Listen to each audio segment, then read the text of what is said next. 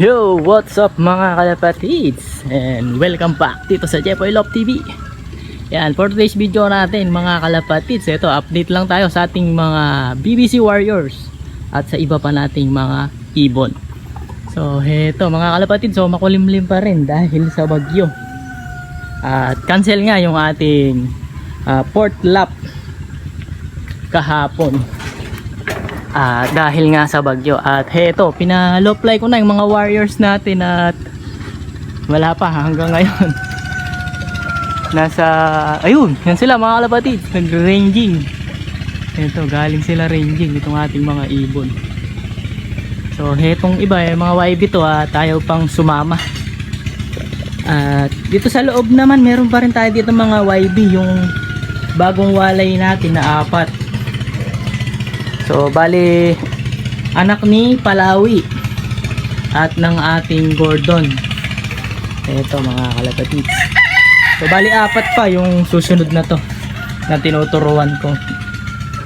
Ito yung ating mga kung matandaan nyo yung sinuksukan natin noon na panlaban, BBC Winter next year. Itong 4.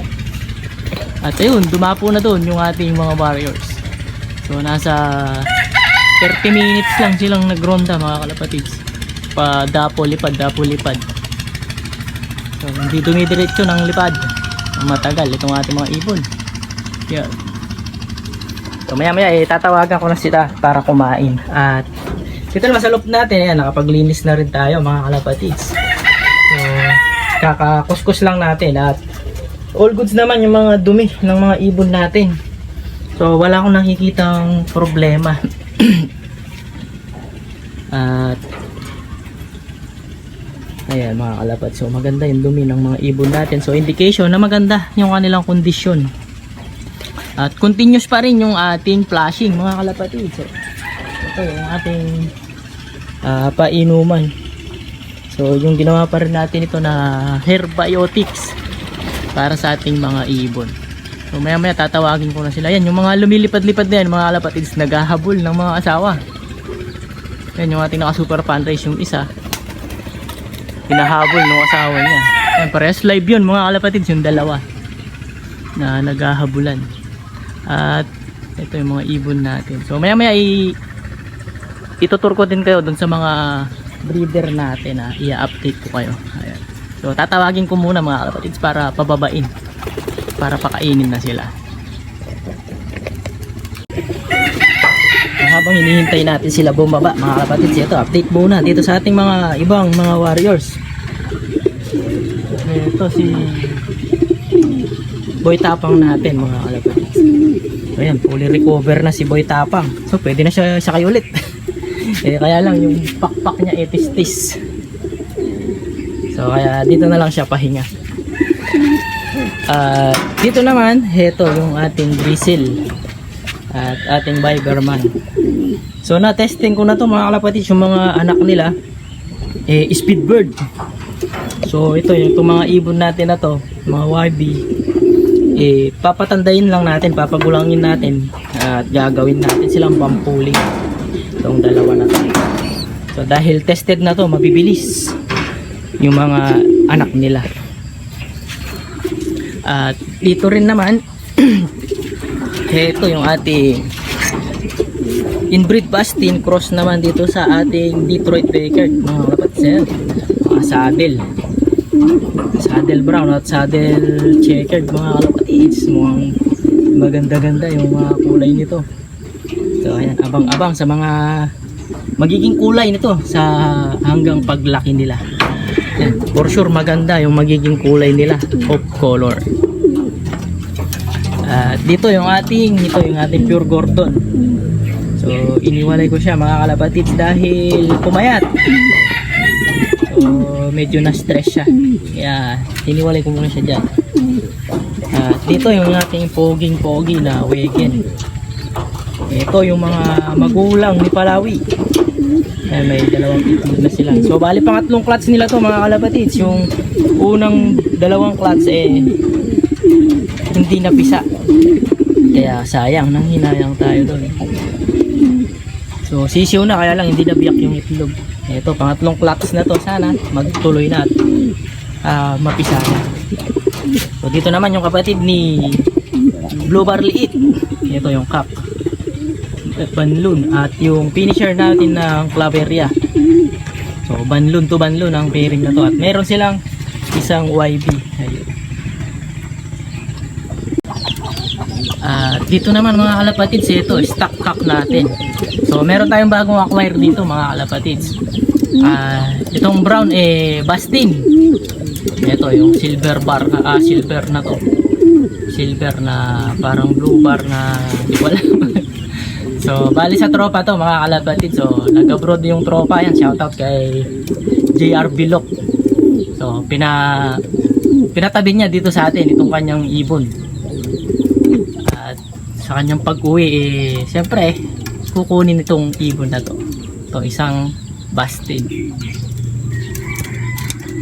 Ayun yung isang acquire natin naman na pure Gelema mga kalapatids. Ito batang bata pa yan. Meron tayo ditong pure Gelema. So isa sa Dreambird natin ang Gelema. So ayan, na-acquire natin. So actually dito pinabayad ng dahil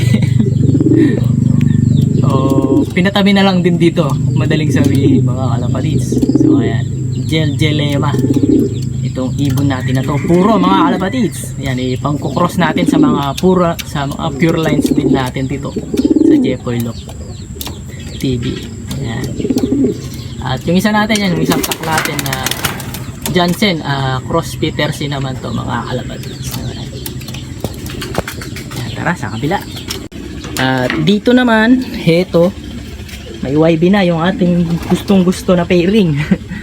So ayan, ito si Roger Florison natin. Ayan.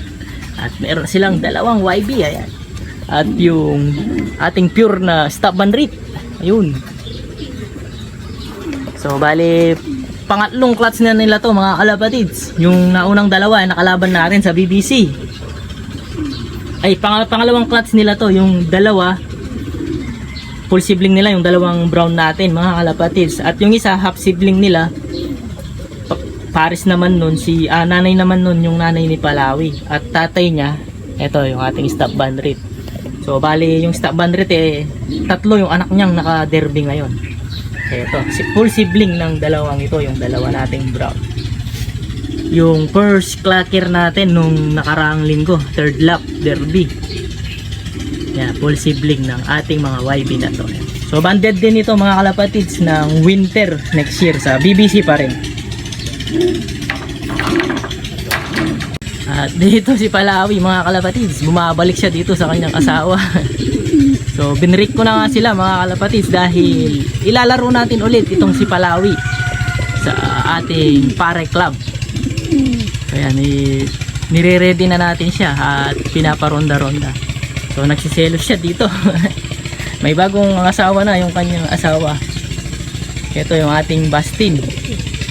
At ito naman yung ating Jansen Giant. So ito, pinair din natin ito para pang south naman mga kalapatids sa ating Kosa Club. So nag order na tayo ng dalawang ring. At yung aanakan nito, yun yung ating susuksukan na panlaban. So ayan, Palawi ito ka. Yan, bumabalik-balik siya dito mga kalapatids. At ayun, bumaba na yung mga warriors natin. Pakainin na natin. Nagtutukaan sila dyan sa baba. Naku, nabuksan yung lock natin. Nakawala yung YB. Ito. Di natin na sir.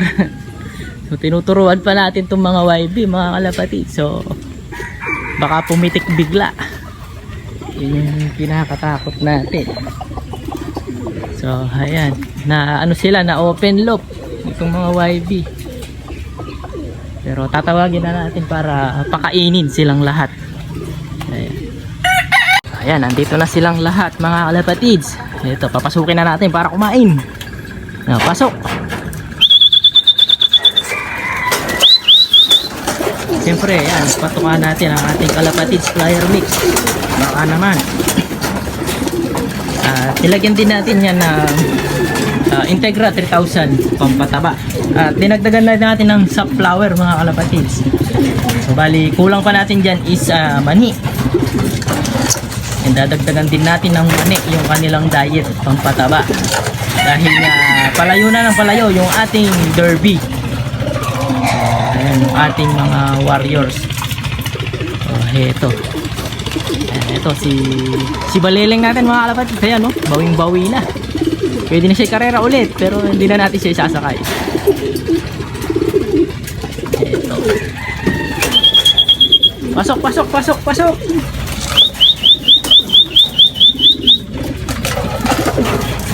Ayan, all goods na yung mga ibon natin at maganda yung kanilang condition. So tuloy-tuloy lang natin. Dahil nga nireset natin yung kanilang conditioning.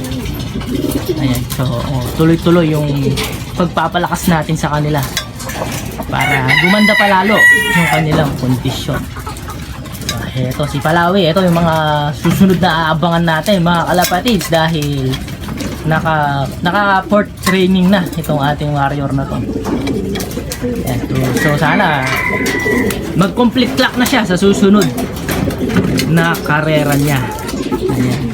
At ito rin yung ating mga BBC Warriors. So sana yung 4 na live natin magtuloy-tuloy at hindi na makat off. Bali 6 yung ating BBC Warrior. So sana makatapos silang lahat ng maayos at ligtas sa ating karera.